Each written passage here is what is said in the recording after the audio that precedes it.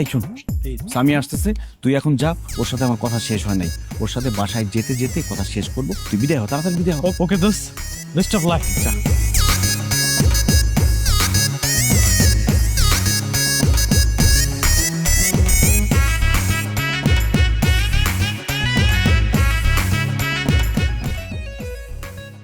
এখান থেকে এখানে রিক্সা যাওয়ার কি হলো বুঝলাম না, হেঁটে গেলেই তো পারতাম। স্যার আমার না খুব রিক্সায় চড়তে ইচ্ছে করতেছিল, খুব ভালো লাগছে।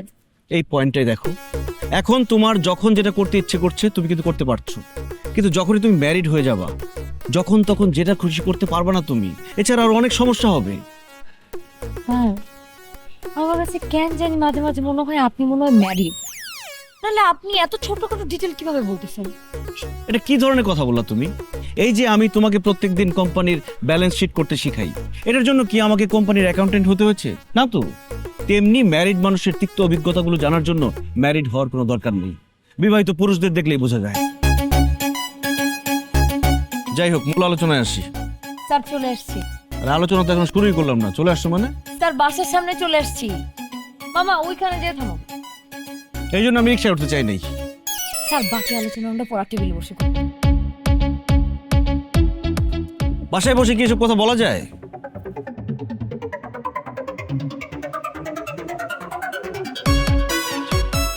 আসসালামু আলাইকুম আঙ্কেল। ওয়ালাইকুম আসসালাম। কি ব্যাপার, তোমরা একসাথে রিক্সায়? আব্বু, আমি রিক্সা দিয়ে আসতেছিলাম, রাস্তার মধ্যে দেখলাম স্যার হাঁটতেছে। তো স্যারকে আমি জিজ্ঞেস করলাম, স্যার আপনি কই যাচ্ছেন? বললো তোমার বাসায়। তা আমি বললাম যে স্যার তাহলে আপনি হেঁটে হেঁটে যাচ্ছেন কেন? তখন স্যার বললো যে আমার কাছে টাকা নাই, তো এই জন্য রিক্সা চড়তে পারতেছে না। এখন আব্বু, আমি স্টুডেন্ট হয়ে রিক্সায় আসবো আর স্যার হাইটে হাইটে আসবে, ওনার সামনে দিয়ে আমি আসবো, ব্যাপারটা কত খারাপ লাগে না? এই জন্য আমি স্যারকে বললাম স্যার আপনি আমার সাথে চলেন। একদম ঠিক কাজ করছিস। আরে বাবা, তোমার কাছে রিক্সা ভাড়াও ছিল না। আসলে মনে হয় এই মাসে বেতনটা তোমাকে এখন আমি দিতে পারিনি, তাই না? আঙ্কেল আমার কাছে টাকা আছে, কিন্তু মানিব্যাগটা মেসে ফেলে এসেছি। আচ্ছা ঠিক আছে, হয়েছে। এই তোমরা ভেতরে যাও, আর তোমার বেতনের ব্যবস্থাটা আমি করছি। হ্যাঁ, আসসালামু আলাইকুম।